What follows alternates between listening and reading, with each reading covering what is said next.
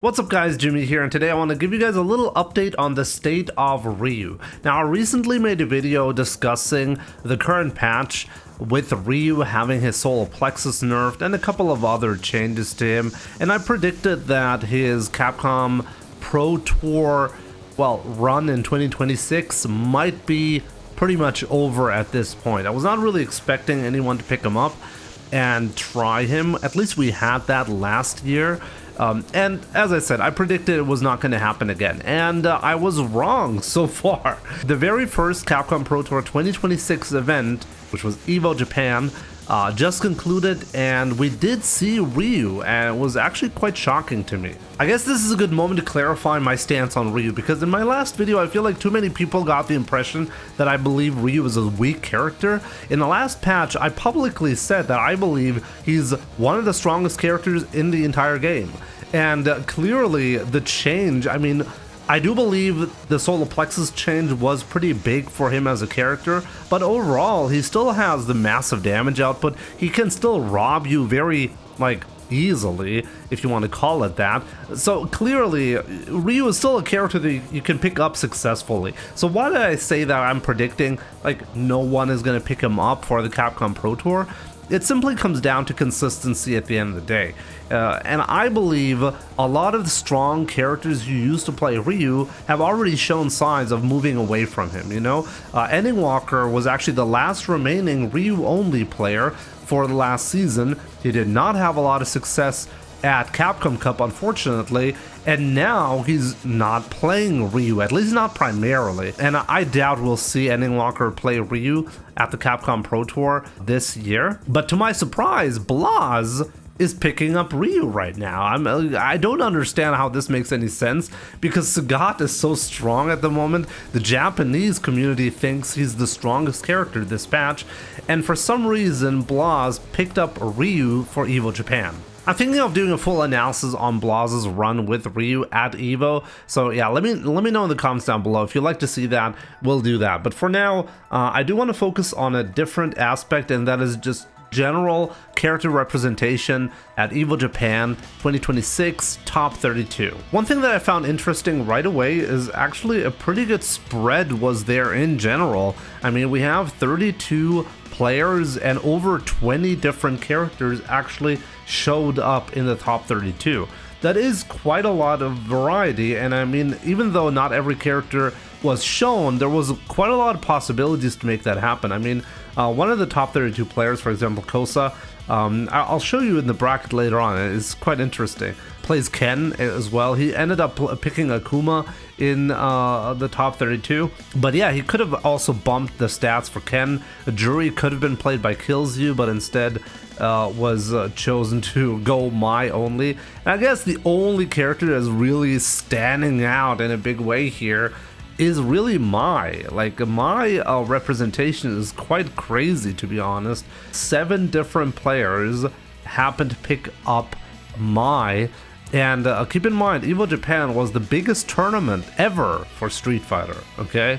So this is quite telling how if you go through a major amount of different players, you end up getting a lot of Mai at the end. And I think if there's ever been a great way to show how strong Mai truly is, it would be through this type of tournament. I think we went 3 patches now where Capcom tried to bring down Mai's power level a little bit, but it's still over 9,000, I'm not quite sure what Capcom is going to do next, but it really clearly shows the initial version that we received was obviously busted. After 3 different patches, she's still being the top character by far in terms of usage. Really shows what character we should be focusing on. This is the thing that I really didn't like about Ryu complaints lately. There's so much focus and so much hatred towards the character when you're winning with Ryu. People have this anger towards him. Honestly, I'm not quite sure where this is coming from. I don't really think the stats reflect that at all. And one thing that is shocking though is that he is one of the top 6 characters on this chart, right? So this is something that is quite unusual. One thing that I think I really need to mention is his top 8 performance clearly shows one player well, played him in top 8. This is technically true, but it was really just Shuto trying one match with Ryu, losing, and then going back to Akuma, you know? And I think this is like a bit of a theme that I want to establish here. I feel like players have him maybe as a secondary. Blas is the only exception now, where I feel like it doesn't really matter what character he plays, he always does well.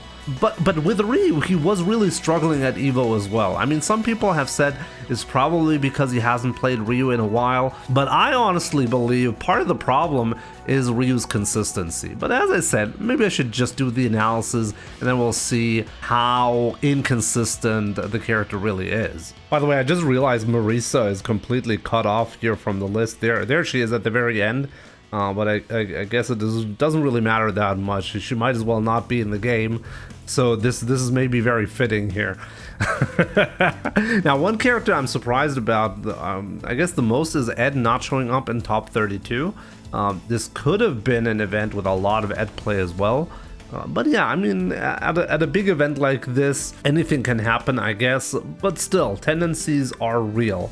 And this is why I did want to show you like the bracket a little bit. Yeah, I think it's really fascinating because we ended up having a lot of my play, but technically, I mean, if we take a look at the chart again, Guile and Mai actually both have 2 players who played at top 8 play the characters. So she's actually tied when it comes to top 8 placements or usage. But if you take a look at the bracket, this is like the very last like round before top 8. You see that Knuckle-Doo versus Kills You was a match that decided who's gonna get into top 8. So Kills You, a Mai player, got knocked out by another Mai player. So if the bracket had been differently, if the Kills You ended up being a lower maybe in the bracket, we might have actually ended up getting even more Mai in top 8. Kosa, by the way, who lost to Punk, can also play Mai, but ended up picking Akuma in this match. And he can also play Ken, so we could have seen even more variety in a top 32. But what I'm saying is, like, if Kosa had beat Punk, we might have seen even more Mai in top 8 as well. So that's quite fascinating that there was some possibility to see even more Mai play at top 8 of EVO. So we'll see what happens, you know. At the moment, clearly the data shows players understand Mai is one of, if not the strongest character. The Japanese community, as I said, likes Sagat a lot, but I mean, if you take a look at the Sagat usage right here on the chart, only one Sagat in top 32, not a whole lot. I guess it would have been different if Blas had played Sagat, and I honestly believe he could have been more successful doing so, but it just didn't end up happening. You know, at the end of the day, I feel like there's just a lot going on in Street Fighter at the moment, and even though Capcom is really not giving us a lot of content by itself, the community clearly is very interested in this game, and there's a lot of support, and as a result, there are a lot of discussions, you know? We just had Daigo versus Menat RD, and discussions around the level 2 super of Blanca, you know, skill level differences between old generation of players and new generation of players. Maybe that also deserves its own video. I'm happy to see Street Fighter thriving the way it is right now, and honestly, I can't wait to see what Ingrid brings to the table. There's currently a lot of discussion about a possible balance patch that is going to come from Capcom once again, because there was an Ingrid build at EVO as far as I understand, and it only included Ingrid. And people are speculating, okay, if you have a new balance possibility, like there's a possibility you're only showing Ingrid because you don't want to, well, reveal the changes to the other characters.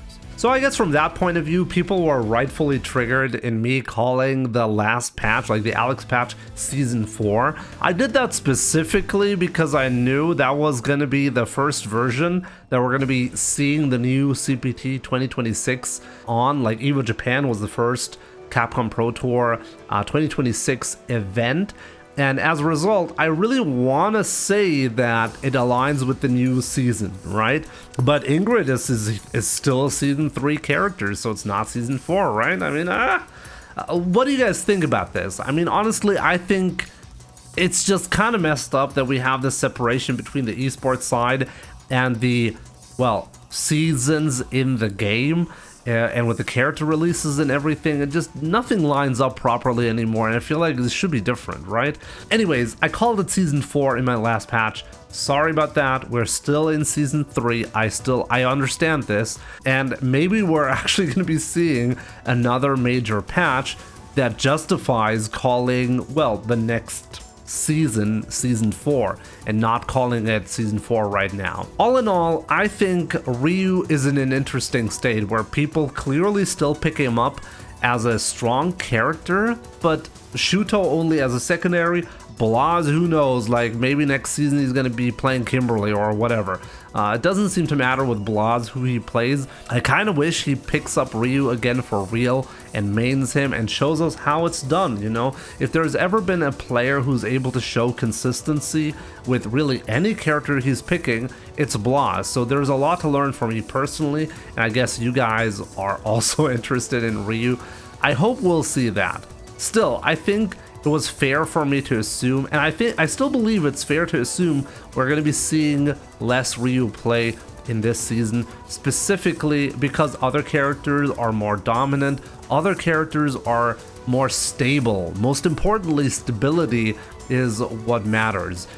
And yeah, we'll see how this is going to go. I think this is possibly the most exciting season because there's so much rumor, so many things that we don't know about, you know? If the season 4 leaks are actually true, I might actually pick up Tifa. Like, if this comes to be, like, I want to make sure you guys know this. I happen to be a big Final Fantasy VII fan. I happen to be a big fan of Tifa, and I might pick her up as a secondary if that comes to be. So there's a wild range of things that could be happening. You also got to remember next year, there is the 40th anniversary for Street Fighter. So lots of great things are happening. The balance for this season has not properly been decided. Clearly, there could be another patch on the horizon, and I'm really excited to see where all of this is headed. But yeah, definitely, guys, let me know, what do you think? There's so many things to discuss. What do you think of Ryu? Do you think we're going to be seeing another patch, a balance patch with Ingrid? Do you think the season 4 leaks are true? Do you think the balancing, they're going to be doing a better job at trying to handle Mai? Any and all thoughts down below. Thank you so much for watching. Take care, and I'll see you guys soon.